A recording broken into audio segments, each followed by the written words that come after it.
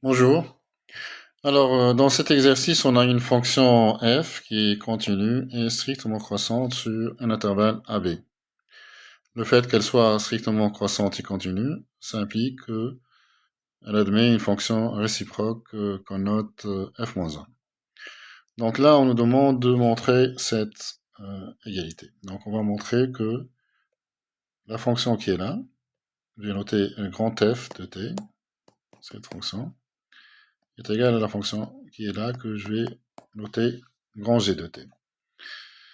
Mais avant de commencer la démonstration de cette égalité, j'ai besoin de rappeler un résultat.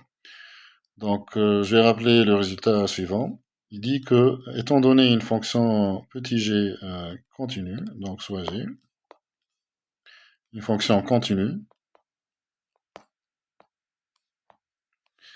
et petit v, une fonction dérivable.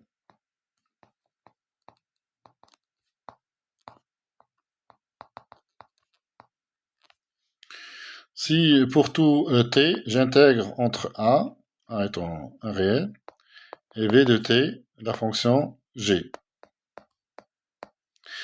Et donc avec ça, j'obtiens une fonction de t, que je note gamma de t, disons.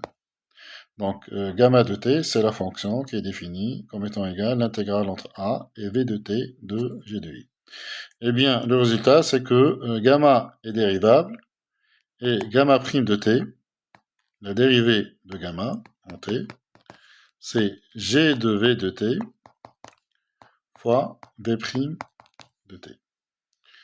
Voilà donc les résultats qu'on va utiliser.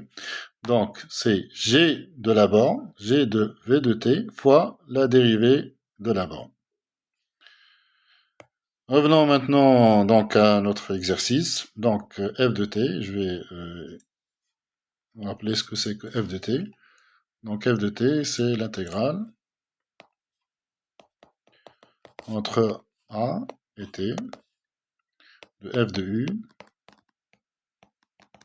plus l'intégrale entre 0 et f de t de f moins 1 de u. Donc, je veux montrer que grand f de t est égal à grand g de t. Pour cela, je vais commencer par dériver grand f de t. Donc, c'est la dérivée de cette fonction, plus la dérivée de celle-ci. Donc, f' de t. La dérivée de cette fonction, donc là, je vais utiliser le résultat qui est là. Donc, c'est f de la borne, f de t, fois la dérivée de la borne, fois la dérivée de t. Mais la dérivée de t, c'est 1. Maintenant, je vais dériver la deuxième partie. Donc, c'est f-1 de la borne, f-1 de f de t, fois la dérivée de la borne, c'est fois f' de t. Donc, grand f' de t, c'est quoi? C'est f de t, plus f-1 de f de t, c'est t, fois f' de t. Voilà donc ce que c'est que la dérivée de grand f. Maintenant, grand g de t, c'est t f de t. Si je dérive grand g de t, bien sûr, là, c'est la dérivée d'un produit, c'est quelque chose de simple.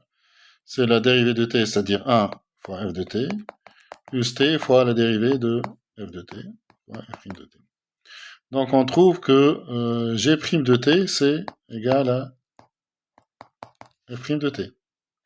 Ou si vous voulez, f' de t moins g' de t, c'est égal à 0. Donc, la dérivée de cette fonction, f moins g, est nulle.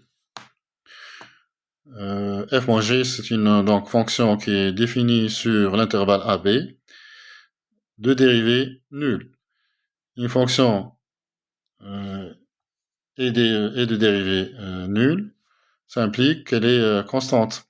Donc ceci implique que f moins g est égal à une certaine constante c, où c appartient à R. Donc cette fonction est constante. Pour connaître cette constante, il suffit de connaître la valeur de f moins g en un point donné.